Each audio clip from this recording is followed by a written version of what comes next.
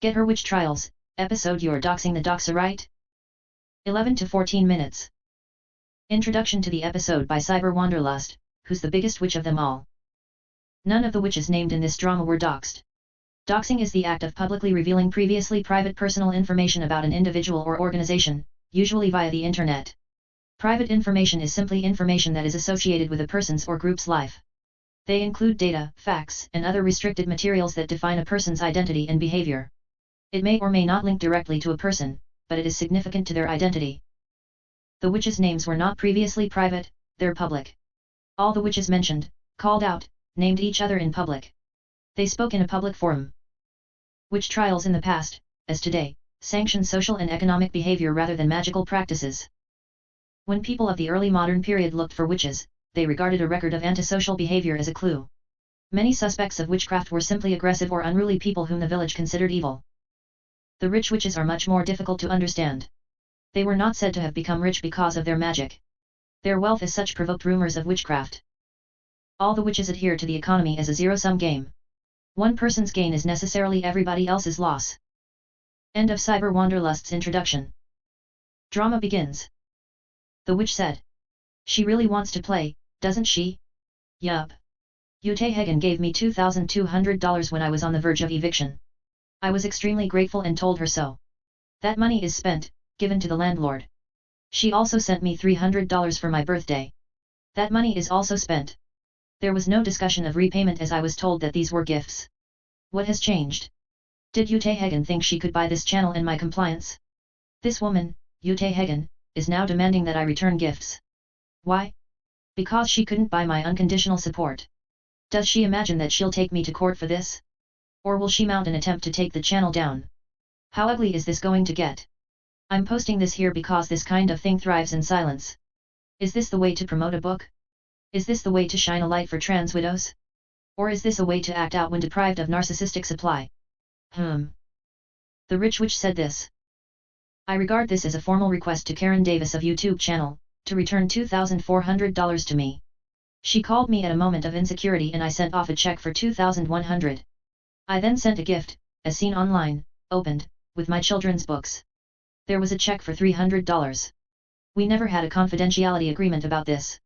Tomorrow, I give a Sojourner Truth tile and a check to a local black enterprise. Looks like I might donate as well, strawberries, flowers and a bit of teaching. Norwegian crossing. Catnip neutered. Another witch replied. Here's the thing, Karen. Let's say she's right, that she loaned you the money. What have you done? You've given her a year's worth of free publicity. Free publicity? For a year. I'd say no one would know who she was without that free publicity, month after month, week after week of ad nausea free publicity. I'd say she wouldn't have a blog, a book, or a publisher without you. I'd say you're even. Another witch commented. I'm not sure what the exact term for it is, but on more than one occasion, practically right from the beginning, she displayed a sort of virtuous form of racism. This is a really blatant, sickening example of it. Another witch added. Ute Hagen was on this channel to talk about her experiences as a trans widow. She was not on the channel to talk about religion. For some reason, she is fixated and obsessed. Ute outed herself in the New York Post. The article she was so excited about was published under her real name. Those of us who have been around for the duration know that Ute Hagen is Karen Rani Star. Calling her son a goy asterisk is nasty. Making veiled threats is even nastier. Shame Ute. Asterisk goy is the Yiddish word for non-Jew. Asterisk Karen Rani, died on June 15, 2020, was an American author of historical and paranormal romance novels. But Karen Rani, now living in the Hudson Valley with a new partner, hasn't gotten past her sense of betrayal and the erasure of their union. The rich witch said. Why should I keep my wedding pictures in a closet? She asked, explaining how she had hidden the album to stop visitors posing questions. I'm entitled to my own history. One witch was terrified. Stop this interaction, Karen. This is going to explode if you don't. Another witch concluded. She's fixated on being denied validation. In one of Karen's videos, Karen reads an email from Ute, where she reveals an incident in the 1990s, when one of Alex's distant relatives told Ute that she was not a Jew. Ute had long-standing issues with members of Alex's distant family. Since the 90s. So this is triggering her, and Alex is the focus of her vengeance. She's still taunting her with emails. Ute hasn't stopped sending emails to people. It's been going on for days. Another witch said, the victim is talking about her neighbor's guns. The rich witch said, that is what I tried to express to Karen Davis, who decided to use it as a catnip. Who is going to be won over by this? You think Lubavitch rabbis are going to watch that one? Well, the one here in my county will be informed of it. He's on good terms with my, now a goy asterisk, son, who has been elected to a county position. Not really a good look. I never gave Karen Davis permission to publish any personal emails. I do not care if she or Joey Bright or Miriam Ben Shalom put out the names you find associated with me, in an online search. I do not care. I am not afraid of you. I am not afraid of being doxxed. I knew it might happen when I wrote my book. My neighbors are big gun owners, they keep an eye on my house. I am just not afraid of someone coming to my house. A witch commented. So. She's the delicate victim. The rich witch said, I've been notified that my son's names are out in the internet now. Interestingly, if they suddenly are attacked online the way I've been, told their mother is not a Jew, and she LARPs and pretend Jewishness just like their father LARPs as a woman, they will be quite confused. Another witch expressed her concern, Yute has now been doxxed. The doxxer does not agree that locating/contacting 3 of her male relatives, including her estranged alleged abuser, to inform about an internet dispute and float the idea of Yute as requiring psychiatric hospitalization, then forwarding his full name, location, job, and photo to a third party, me, is doxing. Do you agree that this qualifies as doxing? If not, why was it doxing when Yute called Alex's male relative to inform on the internet dispute? Seems like the second incident was at least equivalent. I consider both to be doxing and both were unacceptable. I am only withholding the name of the doxer so we get an objective community opinion on whether apples are apples today. One witch expressed her grievance. Over on Karen Davis' channel they are carrying on like a load of dingbats as usual.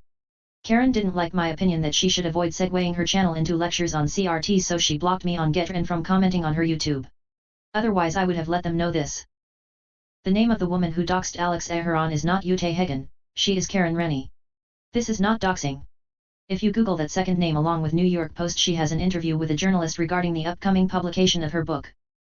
One witch noticed this. Angus is not his real name. Why is he operating under a pseudonym? If this organization is in no way shady, why is this member of GenSpec's press team not using his real name? Karen, you do weekly web chats with Karen Rennie who uses not one, but 2 pseudonyms, Ute Hagen, and Leah Utsira. One witch suggested this, we could try and raise the money from the community to pay it back. One witch was also appalled. Contacting a person's abusive ex is beyond doxing. This is actually putting her in harm from a person who did so before. And insinuating that she needs to be committed. Wow.